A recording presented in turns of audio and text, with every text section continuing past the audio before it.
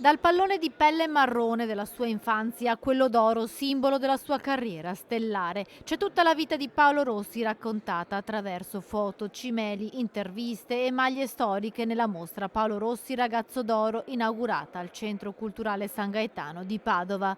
L'obiettivo è proprio quello di raccontare attraverso cimeli, trofei, ma anche tutta una serie di cose personali di Paolo, lui come calciatore ma anche e soprattutto come uomo. La cosa che mi ha fatto più piacere è vedere cioè il grande affetto, l'amore che le persone hanno sempre avuto per Paolo e che continuano ad avere. A distanza di un anno devo dire che questo amore sta crescendo e quindi ecco, questo fa piacere perché Paolo lo merita davvero. Federica Cappelletti, vedova di Rossi, torna in Veneto, la regione tanto cara a Pablito, l'eroe mondial cresciuto nell'Anerossi Vicenza.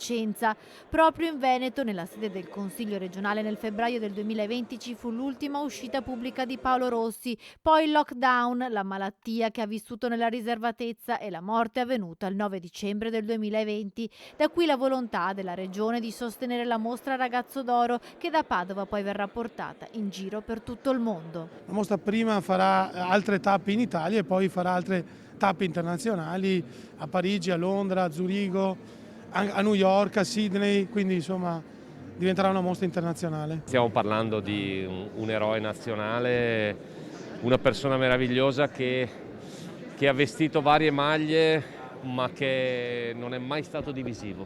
Tra i cimeli anche lo storico report della partita più famosa di Paolo Rossi, quella contro il Brasile nel 1982. È proprio l'arbitro del match, Abram Klein, a raccontarla. Paolo Rossi, but the best game È stata la miglior partita nella storia di Paolo Rossi. when he scored 3 goals.